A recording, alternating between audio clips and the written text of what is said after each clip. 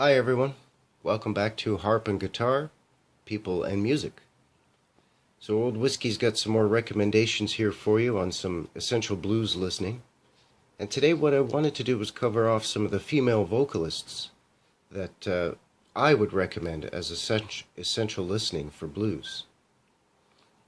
Now these ladies were not only in some cases pioneers, but as you'll see as I go through here, also helped to take the blues and blues singing, blues vocalizations to a new level and open up things to basically create new subgenres in their own right.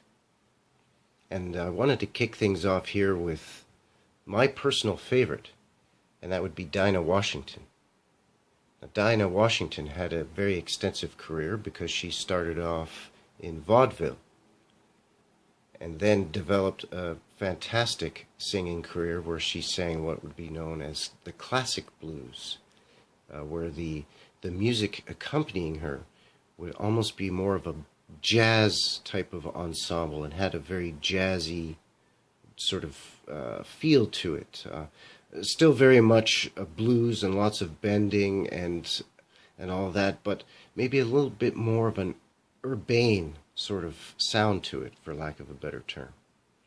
And she really helped to develop this more polished and professional blues singing sound through the 40s, where blues kind of went from the seedy, dirty, dark, alcohol-infested juke joints of the dark alleys of the south side of Chicago, or the scary rural areas of some of the cities of the South, and bring it to a more professional stage where she did performances in auditoriums and theaters in New York City and Chicago and St. Louis and so on, all over the United States.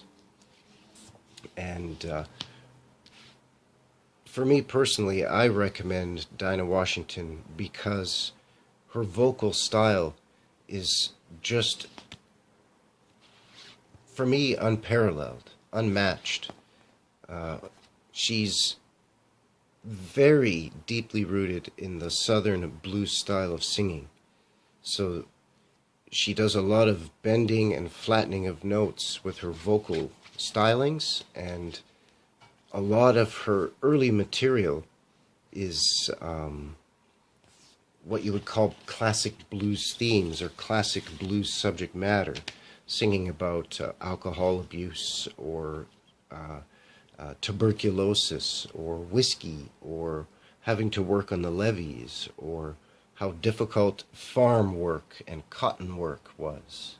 But as she developed and became, as I mentioned, more urban sounding, or taking things from the dirty, dark stages to the auditoriums, this is where the classic style developed. And her subjects, while still having that bluesy feel, that essential classic blues flavor, the topics themselves became a little bit more sophisticated.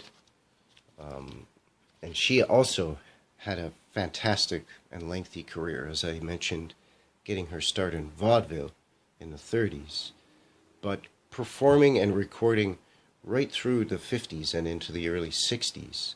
So she actually helped to pioneer and shape the early sound of R&B, which later became, of course, known as rock and roll. Now, as you can see from Old Whiskey's collection here of Dinah Washington recordings, that, as I mentioned, she's a personal favorite. And it's her voice. Her voice, she's just got a beautiful singing voice. That's why she was known as the Queen of the Blues.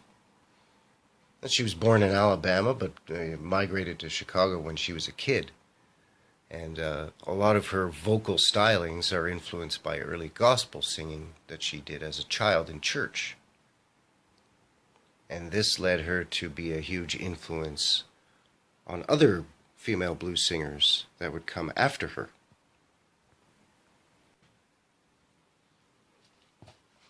And one of those who came after her and was greatly influenced was, of course, Aretha Franklin. Again, very bluesy, powerful singing voice.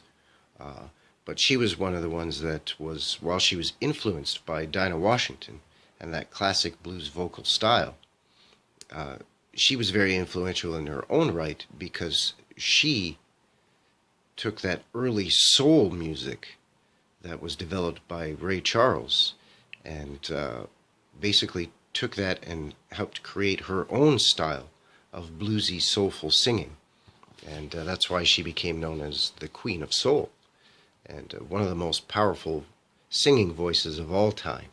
In fact, in my opinion, as far as soul music goes, the early Aretha stuff, she's the best that ever did it. No one can match her. And it's that gospel tinge to her voice, much like the gospel flair of Ray Charles and the gospel influences of Dinah Washington. Now, Aretha, of course, was not just influential because she helped to create soul music, but because she was still very bluesy. She had a great singing voice, and she was actually a very accomplished piano player as well, and she played a great blues piano. And she was a huge influence on a young Coco Taylor. I highly recommend Coco Taylor, a very powerful blues singer.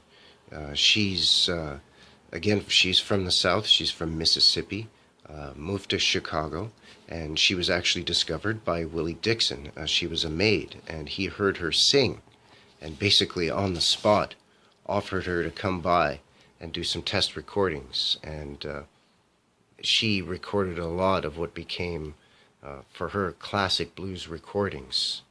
Songs like I Got What It Takes and Voodoo Woman. And another one who, in my opinion, whenever she belted out a tune, she gave 100% behind every note. Again, her subject matter of her songs were very powerful, and because she was more of a Chicago blues singer right out of the gates, there's not a lot of that sort of old-style country blues influence in her. She's basically pure soul, pure blues, and again, a pretty wide, very extensive career of recording over a vast number of years, the early 60s right up through to the late 80s, early 90s, and a Chicago Blues Club owner as well, actually, which is great. And just as sort of another mention as well, her powerful voice, and speaking of powerful voices, Coco Taylor's powerful voice was a huge influence on another fantastic blues vocalist, in my opinion, and very essential as well. Now, of course, who hasn't heard of Janis Joplin? And not too many people would consider Janis a blues artist.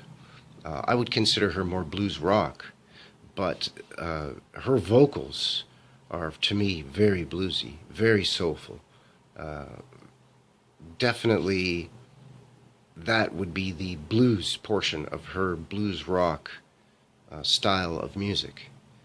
Janis Joplin's vocals are outstanding, and she was definitely one of the best bluesy singers out there.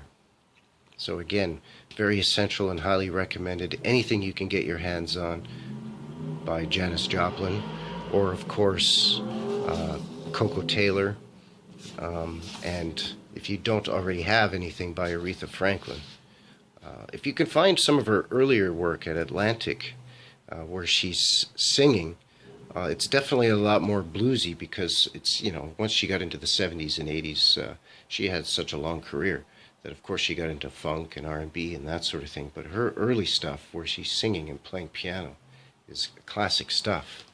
And, of course, once again, just to wrap up, my favorite here, Miss Dinah Washington. And if you can find and get your grubby paws on anything that you can get of Dinah Washington, especially any of her recordings from sort of the early to mid-40s, just before the war.